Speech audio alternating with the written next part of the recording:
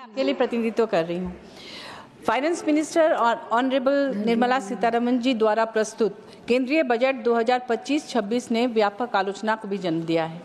केंद्र सरकार के सबका साथ सबका विकास के दावे के बावजूद बजट भाजपा शासित राज्यों का पक्ष लेता हुआ और झारखंड जैसे विपक्ष शासित राज्यों में राशि और परियोजनाओं के आवंटन में भेदभाव करता हुआ साफ प्रतीत होता है।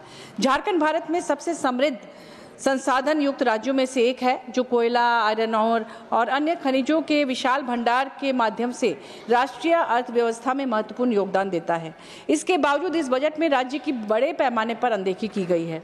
राज्य सरकार को केंद्र सरकार द्वारा कोयले की रॉयल्टी के जो देने थे 1,36,000 करोड़, हमारे माननीय मुख्यमंत्री हेमंत सोरेन जी के बार बार वहां पर पत्र लिखने के बावजूद अभी तक वो पैसा नहीं दिया गया है और इस बजट में भी उसका कोई ऐसा उल्लेख नहीं किया गया है, जबकि उस पैसे से हमारे राज्य में बहुत काम हो सकता है और माननीय हेमंत सोरेन जी का जो सपना है अपने समृद्ध राज्य को देश का नंबर 1 राज्य बनाने का, वो पूरा हो सकता है। इसलिए मैं रिक्वेस्ट करती हूँ कि जल्द से जल्द उस राशि का भुगतान कर दिया जाए।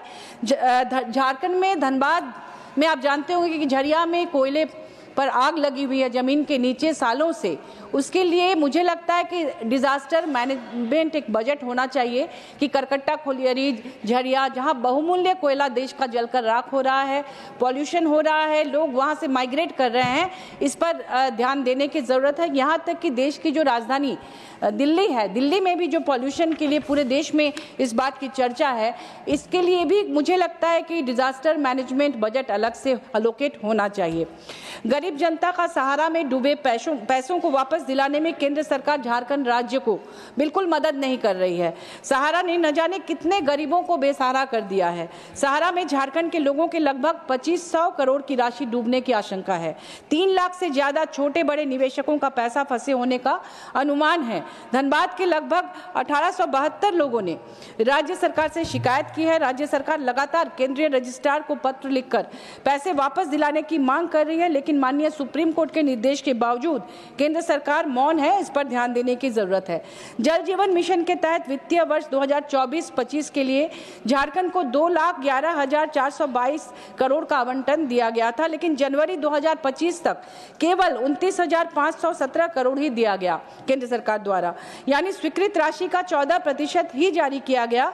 कई ऐसे इलाके हैं जहां हमारे राज्य में जहां जल की भयानक समस्या है, उसकी किल्लत है, हाहाकार मचा हुआ है। झारखंड का एक जिला है गांडे, जो बिहार से सटा, एक विधानसभा क्षेत्र है गांडे जो बिहार से सटा हुआ है।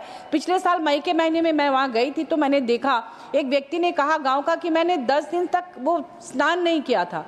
वहां पर जितने भी जल स्रोत हैं लगभग सब सूख चुके हैं, चापानल, कुआं, कोई काम नहीं कर रहा है। इसलिए जल जीवन मिशन के लिए जो स्वीकृत राशि है वो अविलंब हमारे राज्य को दिया जाए। एनसीआरबी का 2022 का डेटा उठाकर देख ले, भारत में आत्महत्या दर 12.4 प्रति 1 लाख के साथ दुनिया में सबसे अधिक है और मानसिक विकारों का इलाज प्राप्त करने में 83% की कमी है, जो चिंताजनक है। इसके बावजूद मानसिक स्वास्थ्य को पर्याप्त वित्तीय समर्थन नहीं मिला। युवाओं और छात्रों में डिप्रेशन और आत्महत्या खत्म करने के लिए व्यापक स्वास्थ्य नीति और बड़े बजट की आवश्यकता है। झारखंड में रांची स्थित CIP भारत का सबसे पुराने और प्रतिष्ठित मानसिक स्वास्थ्य संस्थानों में से एक है, लेकिन इस वर्ष के बजट में इसे पूरी तरह से इसे नजरअंदाज किया गया है।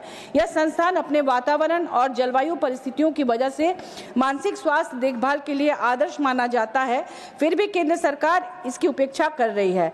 जहां आपको पता होगा कि तेजपुर स्थित LGBRIMH को करोड़ों रुपए आवंटित किए गए हैं, वहीं CIP रांची की उपेक्षा की गई है। यह मानसिक स्वास्थ्य सेवा के संसाधनों के असमान वितरण पर गंभीर सवाल खड़ा करता है और गैर भाजपा शासित प्रदेशों के साथ पक्षपात करने का एक उदाहरण प्रस्तुत करता है। इस बार के बजट में ऐसा प्रस्तावित है कि प्रधानमंत्री इंटर्नशिप योजना 2024 के तहत भारत सरकार देश के प्रमुख कंपनियों के साथ मिलकर अगले 5 वर्षों में 1 करोड़ युवाओं को इंटर्नशिप प्रदान करेगी। इंटर्नशिप के दौरान युवाओं को 5,000 प्रति माह का भत्ता मिलने की बात कही गई है, जिसमें 4500 रुपए प्रतिमाह सरकार देगी और 500 प्रतिमाह कंपनी देगी अपनी तरफ से। यहाँ इस बात की तरफ ध्यान दिया जाना जरूरी है कि 500 रुपए प्रतिमाह जो कंपनियां देंगी वह उनके पूर्व निर्धारित CSR से जाएगा, यानी इस तरह अगले 5 वर्षों में अपने CSR के मद में सीधे सीधे 500 करोड़ रुपए की कटौती कर दी जाएगी। यानी यह योजना पहले से चल रहे कॉर्पोरेट सोशल रिस्पॉन्सिबिलिटीज की कीमत पर भाजपा सरकार का अपना विज्ञापन है। इस तरह शेष 4500 रुपए प्रति माह किस मद से देने वाली है यह भी स्पष्ट नहीं है। बहुत संभव है वह भी किसी पूर्व निर्धारित बजट का डायवर्शन है। अतः इस स्तर पर सरकार को अपनी स्थिति स्पष्ट करनी चाहिए और इस योजना के लिए अलग से बजट का प्रावधान किया जाना चाहिए, क्योंकि जिस इलाके में कंपनियां काम करती हैं वहां के पॉल्यूशन से निपटने की जिम्मेदारियां कंपनियां उठाती हैं।